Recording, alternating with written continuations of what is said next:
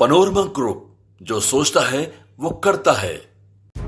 और जो लोग मजबूत होते हैं वो लोग संघर्षशील समाज का तिरस्कार करके घर में आराम कर पाते हैं। बहरहाल आपकी इस बात का जवाब इसमें छुपा है जो मैंने पहले दिया।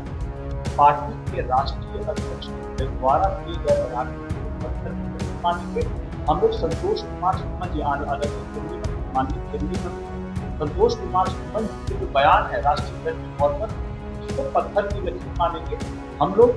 किसी और ने जो वरिष्ठ केंद्रीय मंत्री, विधायक या बिहार के मंत्री कोई भी बयान दी है उसको फिर हम अहमियत नहीं देंगे, हम राष्ट्रीय अध्यक्ष के बयान को पकड़ेंगे। नमस्कार, आप है न्यूज़ फॉर नेशन पर। मैं आपके साथ अभिजीत सिंह।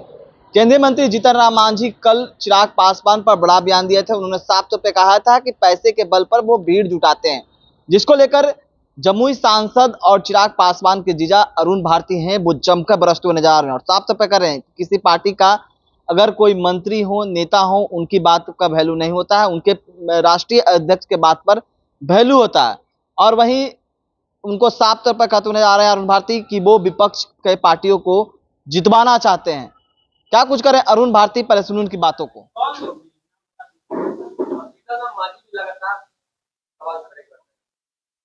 देखिए, इस सवाल का जवाब देने के लिए मैं किसी भी वरिष्ठ नेता का नाम नहीं लूंगा, लेकिन मुझे ये अवश्य पता है, अलग अलग तबकों से खबर आ रही है कि कुछ लोग हैं, कुछ राजनीतिक ताकतें हैं, शक्तियां हैं, जिनको इस रैली की सफलता से थोड़ी असहजता है।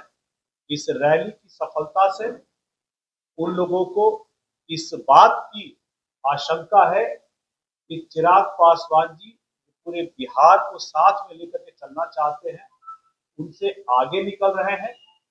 हमारी पार्टी, हमारे नेता अपने एजेंडा पर, गठबंधन के एजेंडे पर आगे बढ़ रहे हैं और उसको लेकर के हम लोग आगे भी अपनी पार्टी के कार्यक्रमों के हिसाब से बिहार के लोगों के समृद्धि और विकास के लिए बात करते रहेंगे।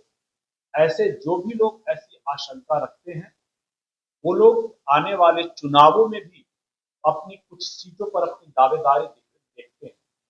तो क्या मेरा सीधा प्रश्न उनसे ये होगा कि क्या आपकी चुनाव की तैयारी गठबंधन में रहते हुए आप गठबंधन के धर्म को पालन नहीं करेंगे? क्या अगर आपकी मांग 10, 20 या 30 सीटों की है तो आपकी तैयारी क्या सिर्फ 10, 20 और 30 सीटों पर रहेगी?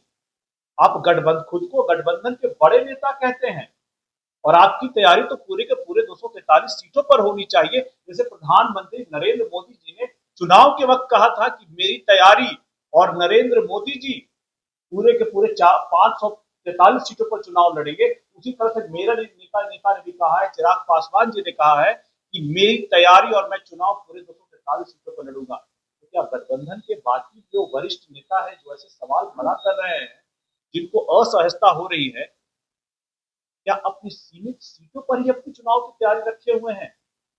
क्या गठबंधन के सहयोगियों को हराने का लक्ष्य लेकर चल रहे हैं? क्या गठबंधन के सहयोगियों को जिताने का प्रयास वो नहीं करेंगे? मुझे लगता है आप पत्रकार लोग इतने जीनियस हैं, विद्वत लोग हैं। कुछ सवालों का जवाब मैं आपके बुद्धि और विवेक पर छोड़ता हूँ। अगला सवाल। राम मांझी ने स्पष्ट कहा है कि आप सीट बढ़ाकर मांगने के लिए इस तरह का कार्य कर रहे हैं, बुला रहे हैं और एक ही गाड़ियों को बंद करके शूट करवा रहे हैं। देखिए, किसी भी दल के मंत्री, विधायक और नेता क्या कहते हैं उससे बहुत फर्क नहीं पड़ता। उस पार्टी का राष्ट्रीय अध्यक्ष क्या कहते हैं ये पत्थर की लकीर मानी जाएगी। और उस पार्टी के राष्ट्रीय अध्यक्ष संतोष कुमार सुमन जी का जो बयान कल भी आया है कि हम लोग गठबंधन के मजबूत, हम पांचों के पांचों दल एनडीए गठबंधन के मजबूत सहयोगी हैं और सभी का लक्ष्य गठबंधन में अपने खुद के दल के जो नेता होंगे जो चुनाव लड़ेंगे और गठबंधन के सहयोगियों को जिताने का प्रयास करेंगे, उनकी लाइन को हम पत्थर की लकीर मानते हैं। किसी भी विधायक, मंत्री या केंद्रीय मंत्री की लाइन को फिर हम अहमियत उस पार्टी के राष्ट्रीय अध्यक्ष के बयान के सामने नहीं देते। वक्त आने पर बता देंगे जनता किसके साथ है। जीतन राम मांझी ने ऐलान किया है कि वक्त आने पर बता देंगे। आपके सवाल का मैं जवाब दे चुका हूँ।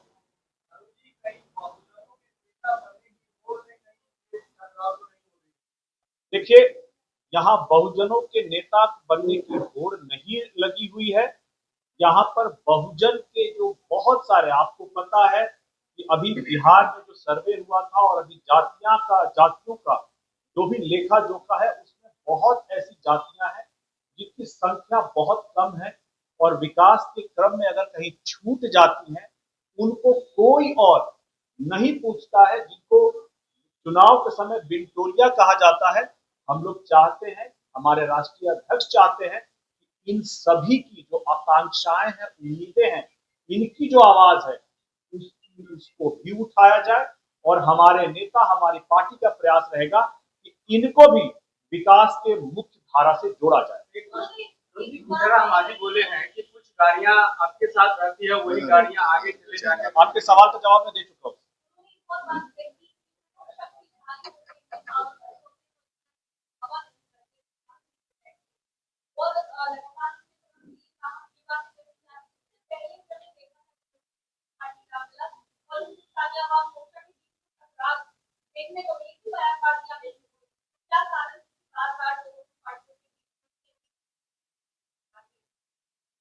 देखिए, ये कल भी इस बात का मैंने अपने ट्वीट के माध्यम से जवाब दिया था कि जो संघर्षशील समाज होता है, उसको हमेशा संघर्ष करना पड़ता है, उसको मेहनत करनी पड़ती है।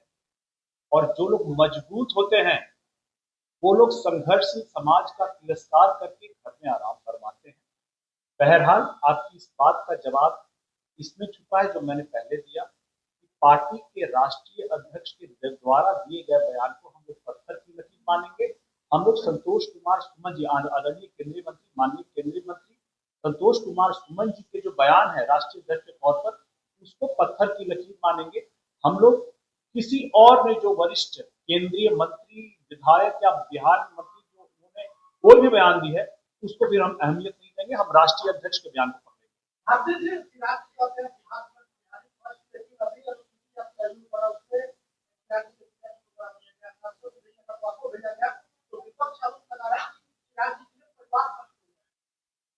देखिए, आरोप वो लगा रहे हैं जिनके पिता, जिनकी माताजी, जिनके खुद के भाई, जिनकी बहन, एक और बहन, एक और भाई, एक और बहन, सभी लोग या तो सांसद हैं, विधायक हैं और या बनने की उम्मीद और आकांक्षा रखते हैं।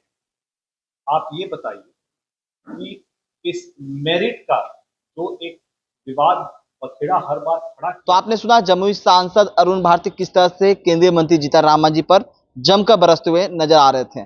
तमाम खबरें न्यूज़ 5 के साथ